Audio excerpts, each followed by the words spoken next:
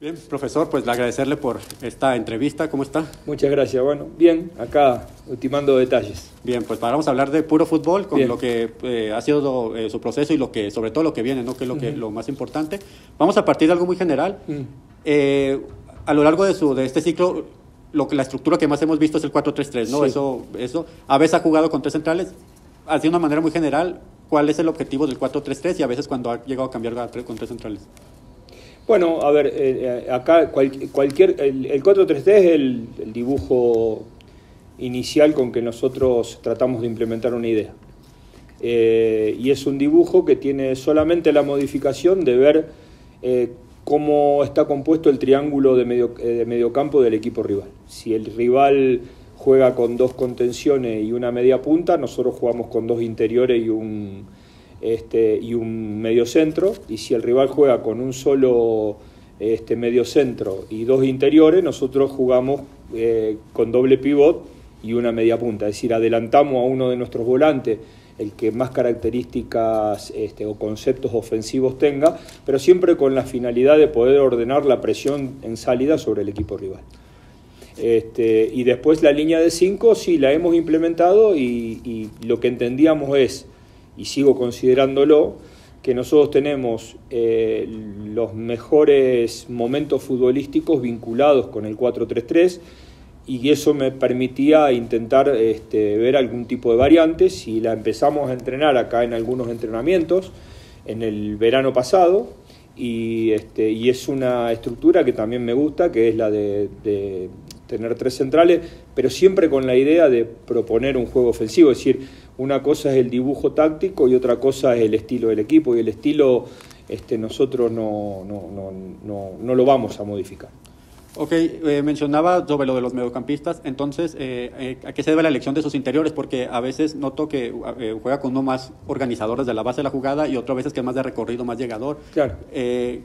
¿En qué se basa usted entonces para la elección sobre todo de los interiores, que son clave, sobre todo en un dibujo táctico como el 4-3-3? Bueno, lo que pasa es que tampoco es que estamos en un medio donde tengamos es muy difícil ya de por sí encontrar en un determinado fútbol una gran cantidad de interiores, porque no hay muchos equipos que jueguen de esa manera.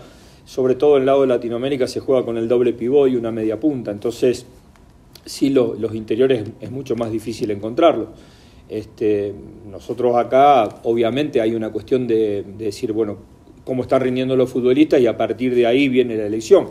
Lo que cambia a lo mejor es un poco el pedido respecto a cuáles son las características de esos interiores. No sé, si yo me animo a decir, si nosotros hubiéramos jugado con Héctor Herrera y Andrés Guardado de hace 5 años atrás, a lo mejor le hubiéramos pedido el box to box. Hoy a lo mejor ellos tienen que estar mucho más vinculados y mucho más cercanos al contención, proponiendo desde el armado del equipo, y a lo mejor tendremos que tener mucho más alto a los laterales, mucho más profundo a los laterales, para que siempre, en cualquier caso, nos queden como mínimo 4 o 5 jugadores en posición de ataque y sobre todo dentro del área. Aunque los laterales también depende si son de desmarque o son de recibir al pie. Por ejemplo, como Gallardo, que bueno, para mi gusto es más de recibir al pie.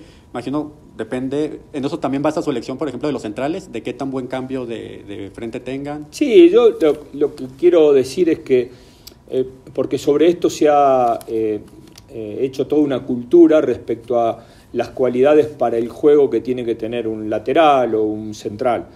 Yo lo primero que quiero decir es que observo las cualidades que tiene que tener un central para lo propiamente dicho, es decir, un central tiene que tener juego aéreo, tiene que tener anticipo, tiene que tener marca, tiene que tener uno contra uno. A partir de ahí empezamos a elegir jugadores que tengan buen rompimiento, buen pase de salida, pase corto, pase largo, pase entre líneas. En este sentido creemos, y después de muchos futbolistas que hemos estado viendo, que hoy tenemos en selección convocado habitualmente a los que nos parece son los mejores exponentes en este sentido. Respecto a los laterales, nosotros particularmente siempre los preferimos largos. Es decir, yo lo regaño bastante a Jesús cuando recibe al pie, y yo entiendo que a veces hay cuestiones que tienen que ver, bueno, qué me pide el entrenador de la selección y qué me pide el entrenador de mi club.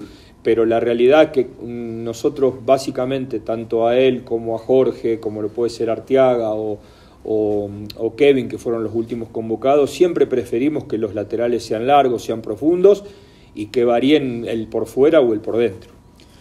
De hecho, bueno, otra cuestión más general, y eso no es reciente, eso ya tiene muchos años, eso es un mal del fútbol mexicano, sobre todo cuando enfrenta a rivales de CONCACAF, que se enfrenta casi siempre a rivales que son replegados. Sí. Y está esa fase del llamado ataque posicional, el ataque organizado, que ha fallado muchísimo, claro, porque vienen a encerrarse las Azteca, claro, incluso de visitante. Usted cuando llegó, pues cómo se ha enfrentado a eso, o sea, ya sabía lo que pasaba y cómo pues intentó darle solución a este tipo de cosas que, como le menciono, tienen mucho tiempo pasando. Bueno, en realidad cuando nosotros empezamos y teníamos un buen nivel futbolístico, hablando de nuestras individualidades, y si uno seguía por lo sucedido en la primer Copa Oro, nosotros no tuvimos muchos inconvenientes para poder doblegar a los equipos que se nos metían atrás. Yo creo que eso sí tiene que ver con las cualidades del oponente. Evidentemente hay, y sobre todo en un mundial, equipos que te pueden esperar y te hacen mucho daño, porque además son muy sólidos cuando te esperan, pero también tiene mucho que ver con los momentos de nuestros futbolistas, ¿no? Cuando hay frescura, cuando se está bien físicamente, cuando la pelota entra con facilidad, para cuando los receptores de entre líneas saben que hay pocos espacios y que hay que resolver a 1 o 2 toques, para saber que la recepción tiene que ser ponerse rápidamente de frente y viene posteriormente la habilitación profunda. Yo creo que nosotros hemos sufrido menos al inicio y hemos sufrido más en los partidos de eliminatoria, pero lo vinculo básicamente a las formas que teníamos individualmente en el principio del proceso y desde el verano pasado en adelante. ¿Usted piensa, por ejemplo, que cuando el rival no le sale a presionar tan alto, le presiona un bloque medio bajo, ¿usted considera que su equipo sufre, ha sufrido por eso? Sí, yo siempre prefiero eso a que me ataquen, quiero aclarar. Pero también es cierto que lo otro, por eso digo, yo siempre tengo la expectativa de que la pelota entra, de que en el entre líneas hay un momento para recepcionar y para encontrar, que tiene que ver con la velocidad del desmarque. Normalmente cuando tus centrales ingresan a campo rival, las defensas tienden a bascular y a achicarse desde el lado opuesto. Hay un gol que nosotros le hacemos, creo que a Panamá, un gol de Jorge Sánchez que inicia con un rompimiento de Montes, pelota cruzada a Gallardo o a Chucky, y Chucky lo encuentra a Jorge Sánchez entrando por diagonal del otro lado. Fue contra Canadá, creo, ¿no? Con Canadá, sí, me parece, sí. Y entonces yo siempre tengo la expectativa, y también se trata de esto, de observar dónde está el lugar libre. Hay veces que uno dice, mira, lo tenés entre líneas, están esperando, pero igual lo tenés entre líneas. A veces las líneas son tan juntas y tan agresivas que a lo mejor el lugar libre está detrás de la línea de 4 rival. Y entonces ahí hay que tener centrales o contención o volantes que tengan la capacidad como para poder dar ese pase. Otra que menciona lo de entre líneas, se me ocurrió porque pienso yo que hay muy pocos jugadores, o se forman muy poco en México, jugadores que te sepan recibir entre líneas precisamente, sí, en espacios tan cortos, quizá por los contextos de la liga, etcétera. ¿Cómo ha lidiado usted con eso? Es que en realidad hay pocos equipos, yo noto pocos equipos que tengan la predisposición para hacerse cargo del control del partido. Entonces yo tengo esta predisposición y yo quiero hacerme del control del partido. Entonces yo sé que voy a jugar este partido con este grado de dificultad. Yo en la liga no encuentro eso. El más parecido es Pachuca, que hace esto, pero no tanto a partir de la elaboración, sino mucho más a partir de la presión. Entonces, cuando venimos acá, sí hay una cuestión digamos, bueno, dejamos de lado lo que pasa en tu club, empezamos con lo que queremos nosotros en selección, ¿no? Y entonces permanentemente es como volver a entrenar una situación que nosotros pregonamos desde el primer día. Y otra, por ejemplo, lo que menciona de Gallardo, ¿no? Porque en Monterrey es un equipo que ataca mucho corriendo, se le presenta muchos escenarios en selección casi, claro, ¿no? Salvo. Claro. Pero Jesús tiene la capacidad para hacer bien lo que hace en Monterrey, pero también tiene capacidad para hacer bien lo que pedimos nosotros. Es decir, hay una jugada con Ecuador muy clara, donde él hace el rompimiento a las espaldas de la línea de 4, con muy poco espacio de recorrido, porque es un jugador que te puede sostener la velocidad, pero también tiene buena velocidad en distancias cortas, ¿no? Ok, es que, bueno, se dice mucho en México, eso es también como un cliché que se dice, no, es que México se crece ante los grandes y contra los... Pero es más que eso, y también porque hay dos selecciones, ¿no? Se trabaja para dos escenarios, no sé si usted esté de acuerdo conmigo en Sí. eso. Se trabaja para abrir equipos replegados en CONCACAF y se trabaja, por ejemplo, en mundiales, ¿no? Donde puedes contragolpear y atacar Sí. con espacios. ¿Cómo Sí. se ha adaptado usted a esos dos? Y ese es un inconveniente que tiene que ver con el área geográfica donde está México. Es decir, eso no se puede cambiar. Entonces, sabe México que juega una cantidad de... Bueno, por eso yo decía en algún momento, tenemos la eliminatoria, tenemos la Copa Oro, encima ahora hay que agregarle la National League, que es seguir jugando contra los mismos rivales, cuando a lo mejor esos son momentos para empezar a foguearse contra los rivales que juegan o que proponen de una manera distinta, que generalmente pueden ser o los de Sudamérica o los de Europa. Entonces vos empezás a saber jugar, también es como jugar para los equipos el torneo entre MLS y MX, o ir a jugar la Copa Sudamericana o la Copa Libertadores. El nivel de los equipos te propone y te prepara de una manera distinta. Si México tuviera estas variables mucho más equiparadas y nosotros a lo largo de 4 años pudiésemos jugar con los rivales que se meten atrás y los que te van a salir a atacar y a proponer, seguramente cuando llega la Copa del Mundo no sería un escenario totalmente diferente como lo es habitualmente, y hablo históricamente, ¿no? Sí, totalmente. Y precisamente cuando les ha tocado enfrentar a rivales que les presionan alto, ¿usted cómo se ha preparado? Se me viene mucho a la mente, por ejemplo, Edson Álvarez, que es que ha sido su mediocentro en casi todos los partidos, sobre todo oficiales. Yo me acuerdo mucho un partido contra Holanda en Ámsterdam, que lo liberó de la organización en salida, y el que hacía eso era Héctor Herrera. Incluso en el juego contra Perú en Pasadena reciente, a Edson lo tiraba a banda y el que bajaba a recibir era Charly Rodríguez. Claro. O sea, era la primera opción de pase. ¿Cuál es la intención de eso y por qué liberar a Edson de esa responsabilidad? Porque creo que tanto Héctor como Carlos están mejor dotados técnicamente como para recibir el primer pase, el de los centrales. El hecho de poner a Edson de frente, normalmente entrando como un tercer central o a los costados o en el medio de los dos centrales nuestros, implica que él organice el juego siempre estando de frente, y no con esto de recibir dándole la espalda a los rivales que de pronto te saltan, y si vos no perfilás rápido o no pensaste antes de recibir la pelota, siempre puede costar un contragolpe rival. De esta manera lo que nosotros hacemos es que o Héctor Herrera o Carlito Rodríguez o Andrés vengan ahí a poder hacer de pivot y ser la segunda instancia de pase, ¿no? Una vez dado el pase de central, si es que el central tiene espacio para jugar con el que está puesto de pivot. Sí, es que Edson es un jugador muy específico, no es más como más vertical que eso. Sí, bueno, de hecho cuando él compartía la posición de volante central en América, el más posicional era Guido, y él iba por diferentes lugares de la cancha. Nosotros no queremos que vaya por diferentes lugares de la cancha, preferimos tenerlo de frente, armando, aunque no sea desde el inicio de juego, como una especie de línea de 3 en el armado, para que él no tenga la necesidad de estar... Obviamente, una vez que la jugada progresó, él después sale para adelante, los centrales se cierran y él está preparado para hacer la primera opción de presionar al equipo rival y meterlo adentro del arco propio, ¿no?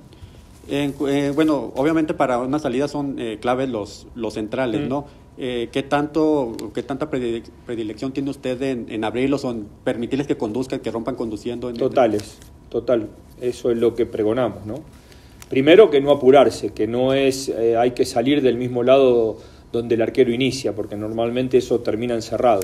Darle la cantidad de vueltas necesario como para que en el momento que haya lugar para el rompimiento puedan romper y puedan dar ese pase que nos permita jugar a nosotros en una instancia mucho más adelantada del campo de juego, ¿no? Hablando de jugadores específicos, se me viene a la mente la dupla Héctor Moreno y César Montes, que son, bueno, César Montes tiene un muy buen cambio de frente, Héctor Moreno tiene muy buena conducción, sí. Pero siento, es una percepción, digo, no sé si...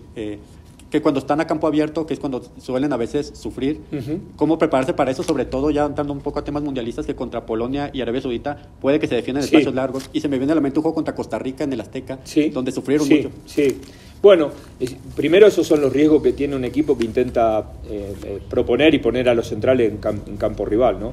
Y yo creo que en eso una de las no sé si de las soluciones, pero sí una de las cuestiones clave es tratar de no perder esas pelotas de inicio, o sea, esas pelotas que no pase lo de Argentina. de perder las pelotas en los lugares críticos, donde la salida de ellos no te da tiempo a que vos tengas recomposición de línea. Entonces, si la jugada termina en el último cuarto de cancha, probablemente no lo suframos. Si la jugada nos la interceptan, como nosotros se las interceptamos en los últimos 20 minutos del primer tiempo a Colombia, es probable que en el corte nos despeguen y nos hagan daño al espacio. Yo sobre todo creo que Polonia nos puede hacer un partido de esa naturaleza. Bueno, ya vamos a entrar al tema de Polonia, digo, por lo que se ha visto, sobre todo en la UEFA Nations League. Ellos cambiaron de técnico a principios de año, ¿no? O sea, el técnico que estaba la eliminatoria, Pablo Sosa, se fue a Flamengo, y el nuevo técnico busca jugar de una manera muy directa. O sea, juega juego directo a Lewandowski, parte de una estructura con la que casi ha jugado todos los partidos con 3 centrales, que son Bernadette, Glick y Kiwior, más o menos casi siempre son ellos. Zielinski a veces lo pone de media punta, etcétera. Sí, Zielinski tiene la capacidad para jugar en diferentes lugares. Sí, y Zalewski, que juega en la Roma, a veces lo cambia de banda. Pero primero, ¿cómo hacer para contrarrestar ese juego directo? ¿No? Porque eso también pienso que históricamente le ha dolido a México, no nada más este proceso, anteriores. ¿Cómo contrarrestar sobre todo ese juego? Bueno, un poco lo que decía antes, ¿no? Que nuestra elaboración y nuestro pase entre líneas y dar el pase ese difícil tenga un grado de... Sabemos que tiene un alto grado de dificultad, pero pretendemos que sea un pase que tenga mayor grado de acierto, ¿no? Porque esos son los lugares donde Polonia se hace fuerte, donde corta, sobre todo en la línea de volantes, porque cuando defienden, cuando ellos atacan rompen bastante la estructura de línea de 5 porque los laterales se incorporan fácilmente, pero cuando retrocede generalmente es muy visible los 5 defensas y los 4 volantes. El tema es cuando ellos cortan y ese primer pase lo usan a Lewandowski de apoyo y empiezan a pasarlos de segunda línea. Nosotros lo que tendremos que buscar es tratar de que esas pelotas no sean interceptadas para evitar justamente que Polonia vaya al espacio. Lo que no creo es que tengamos que modificar una forma de jugar sabiendo cuáles son las virtudes de Polonia. Nosotros lo que tenemos que reconocer cuáles son las virtudes de Polonia y tener excelencia en el juego que nosotros pretendemos, porque si no es como que estuviéramos estado jugando 3 años y 10 meses a una cosa y ahora con Polonia entendemos que el espacio no hace daño y cambiemos. Yo creo que hay tiempo para cambiar, sobre todo a lo mejor con equipos que tienen individualidades que están por encima de la nuestra. Ahorita, eso de la segunda línea, ¿no? Porque sí son muy agresivos, sobre todo los interiores van muy agresivos a la segunda línea y también triangulan mucho por fuera para mandar el centro lateral también. Exactamente. Y obviamente todo esto en el contexto de tener un centro delantero que es de elite, ¿no? Sí, totalmente. Y para su línea de 3, obviamente, bueno, algo básico, pienso yo, con 3, buscar a alguien que atraiga, que saque su posición a uno de los 3. ¿Cómo, y sobre todo que usted suele jugar con un solo punta, cómo enfrentar un solo punta contra, por ejemplo, 3 centrales, que es la estructura que más o menos ha venido manejando Polonia? Bueno, ahí lo que tenemos que ver es, primero hay 2 fases del juego, la fase de presión, la fase de quitarle rápido la pelota al rival, tiene que ver con qué jugador nosotros incorporamos para que haga como si fuera el doble centro delantero para jugar contra los 3 centrales, ¿no? Si lo hacemos con un interior, si lo hacemos con uno de los extremos. Y la segunda parte tiene que ver con que si ellos tienen 3 centrales, en la zona de gestación hay probablemente menos gente y más espacios para poder encontrar esos pases entre líneas, sabiendo sí que hoy las líneas de 3 de los equipos de hoy tienen siempre un jugador de esa línea de 3 que está expectante para romper y para salir a buscar al jugador que quiere recibir entre líneas, ¿no?